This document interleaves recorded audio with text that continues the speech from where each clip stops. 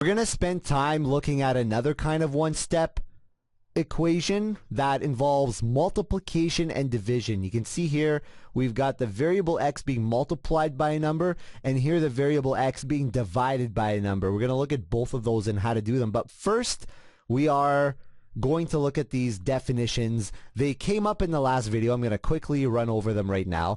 The first one was solving an equation, which literally means solve the equation. Find the answer to the variable. Figure out what that variable is worth, because once that variable has been figured out, it is no longer a mystery, which means you have solved the mystery. You've solved the equation. And now that is what solving means. Now we're going to move on here. We had in the last video, we looked at 3 methods to solve these kinds of equations. The first being inspection, which was guess and check. The second one was modeling on a scale and balance. And the third one was isolating the variable by doing the opposite. So remember those 3. We're going to look at them again, baby. We're going to look at them one by one in this. Here's inspection. It says over here that we have 5 multiplied by a number. Some of you may be thinking, Mr. Melham, where is that multiplication symbol? You just said 5 multiplied by a number. Remember, we don't use multiplication anymore as a symbol. We just write them side by side, and that means multiply. Now, what's that number going to be worth? Well, common sense says it's going to be 4, because 5 multiplied by 4 is 20. We can check it using this. We can write 5. Don't write C. Write 4, the value, equals 20. Now, look at the left side. That makes 20. And the right side says 20, and then we can write LS, which is left side, equals right side. That means we did it correctly. Whereas on the second example, it says take a number, and divide it by 4. That will make 5. So that number must be what? Must be 20. Because 20 divided by 4 will equal to 5. You want to prove it? Look, 20 divided by 4, look at the left side, that makes 5. And the right side says 5 as well. We get left side equals right side, baby. Look at that. Make sure you're writing it down. Write it exactly the way I am writing it. Now, that was method 1. This here was method 1. It's just guessing and checking. How about method 2, model on a scale? You remember what 5C models as in the last chapter, chapter 10? That means we got to take 5 cups. And the other side, we have another expression here that says 20. So look what it looks like. This is what it looks like. Here we stack 5 cups. And remember what C stands for. C is not the number of cups. C is what's in the cup. Remember, the mystery isn't the number of cups. We can count them. We see there's 5 of them. The mystery is what's inside the cups, is how many of those golf balls are inside the cup. We don't know yet. So we're going to model it like this. We'll write 5 cups, and on the other side we'll write 20, and in between them we will write equals because the scale is balanced. But you know what? If that scale is balanced, that means the mass on both sides has to be the same. So if we have 20 cups or 20 balls here, we have 20 balls here. Write 20 down. But the 20 have to be evenly split among the 5 cups. So we're going to divide them up. That's right, we're dividing here now into 5 different cups. And so we can show it like this. We can say, take 20. We know there has to be 20 to balance this. And we're going to divide them by 5. Because there's 5 cups. And that will make 4. So that 4 means there's 4 in each cup. And 5 times 4 is 20. Seems like a lot of work to prove that 5 times 4 is 20. But you got to understand the basics before you move on to the more complex ones like this next one. Look at this one here. Here we're taking a number. Some mystery number. We can show it with a rectangle. And then we are going to chop it. We're going to divide it into 4 parts. And then shade one of them. Because we want a 4th. It says a 4th of a number. So we will shade that 4th. I'm going to use a good copy. I'm going to show you this one here. where I have my piece here, and I'm going to shade a fourth. But see, ladies and gentlemen, this scale will tip over because there's nothing on the other side to keep it in balance. Now the equation says keep this sucker in balance by putting 5 balls on the other side. So I'm going to borrow some of these over here, and I'm going to put 5 of them down. I will just copy them. I will go like this. Take them all. I have too many.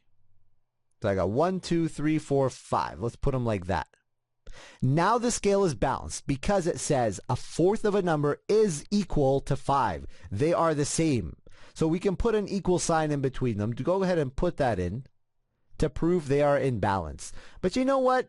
I don't want to buy a fourth of a number. I want to know what that full number is. I want to know what x is worth. Remember, the whole goal of solving an equation is to figure out what x is worth. So what is x worth? Well, to get x, don't I have to fill all these squares up?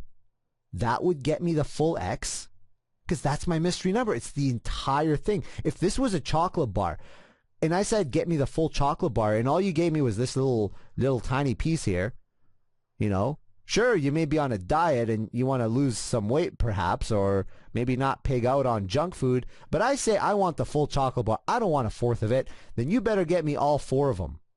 And if I told you that this piece here will cost me 5 coins, guess what the next piece will cost me?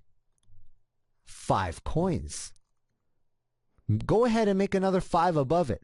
But we don't stop there because we want it all. So we're going to make now another 5. We're going to pay for another 5. Or we're going to pay 5 for another piece. And then the last piece will cost me another 5. Now these are both in balance. The scale doesn't tip over. Everything is in harmony. The full x is equal to 20. You see that? That's what the x is worth. And we can check it with substitution, and you can see left side equals right side. What did we do? We started with one piece, and we started with only 5. And didn't we multiply then? Didn't we multiply by 4? Because we wanted 4 pieces. Over here we went 2, 3, 4. You see, when we're dividing and we got a fraction, we got to multiply to get the whole thing back. That's what we did here. So we got to multiply the other side, baby, to get whatever we want on the other side. So we went from 5 all the way to 20. So that's what we're doing here. With division, we're multiplying, but on the other side here, look back at this one. On this one here, we actually divided to get our value. So think about that a little bit. Let's do some method 3 now. Take what we've learned to that. So here's what I'd like you to do. Because this method involves the opposite operation, we are going to say this out loud, and then we're going to say the opposite. So look at this here. We have, I want you to say, start with the variable always. Say c multiplied by 5. Say that.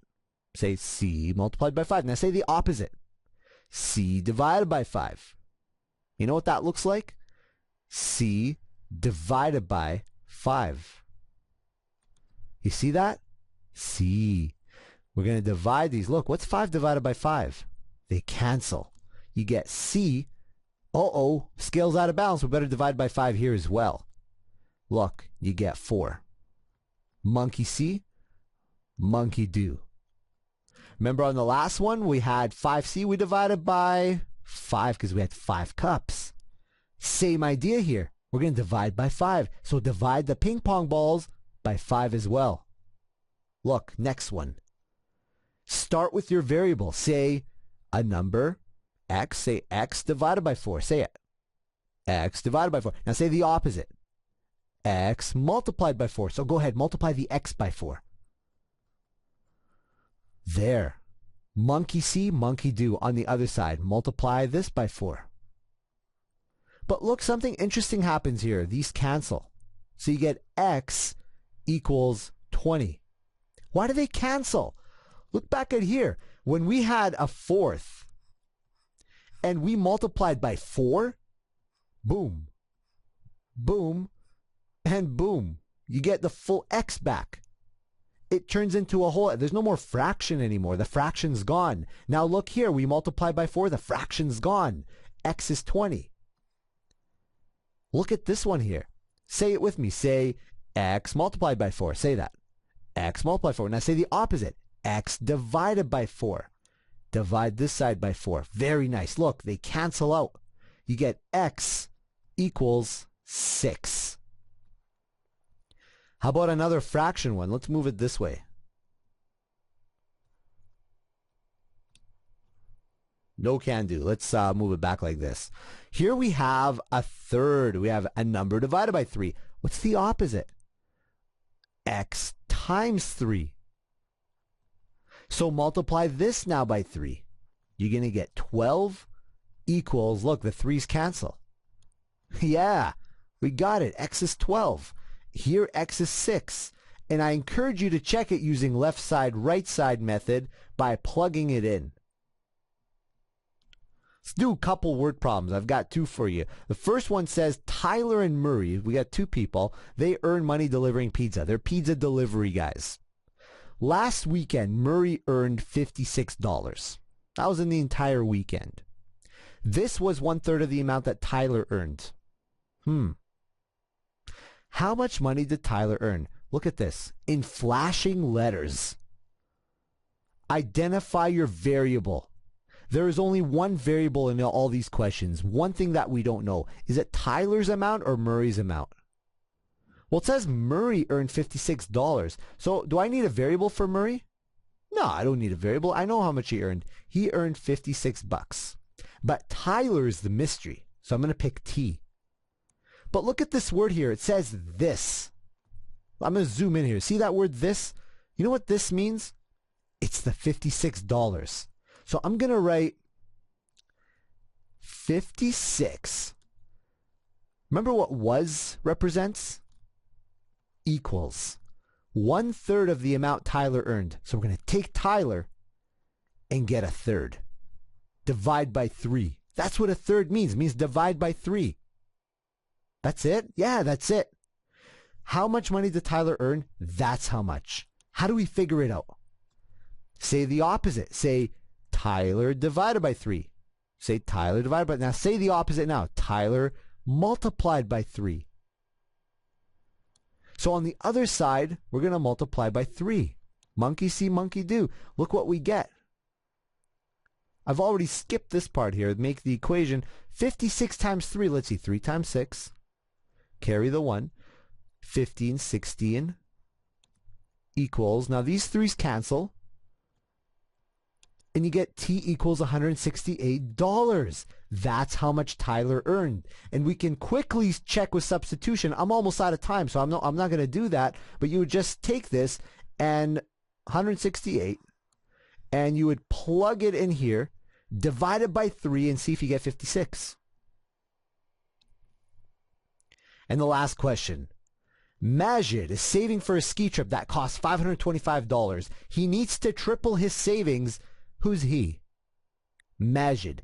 Majid needs to triple his savings before he has enough money for the trip. How much money has Derek? Okay, we got 2 people here. Let's fix that up. Let's call him, I think his name is Majid. Sorry, Majid. I called you Derek. My apologies. We got Majid here saved. How much did he save so far? Identify your variable. What don't we know? Well, it says how much money has Majid saved so far. So do we know how much he has? We don't know. So we're going to call it M for Majid. Capital M, because he's such a solid guy. Majid is saving for a ski trip that costs that much. That's the total price. He needs to triple his savings. Do we know his savings? No. All we know is it's a mystery. So we're going to call it Majid. What does triple mean? It means times 3. But we don't use that sign here. This here? No, we don't use it. We just write it beside it. 3 times Majid's savings. That's all. How much money has he saved so far? Well, you know what? If he tripled his savings, he has enough. How much is enough? $525. So if he triples it, he's going to get exactly 525. Okay, let's quickly solve this because we're at 15 minutes now. What's the opposite of timesing by 3? Divide by 3. So we're going to divide this by 3. Look at this, baby. Divide by 3. These cancel. We're going to get Majid equals, what's 525 divided by 3? We can quickly do it here. 525, divide this by 3. We're going to get, this brings down, we're going to get 7. That's 21. I'm just doing long division here. We're going to get $125. So Majid now has $125. If he triples this, then he will have enough. Ladies and gentlemen, I am done. I'll talk to you later. Have a nice day. Take care.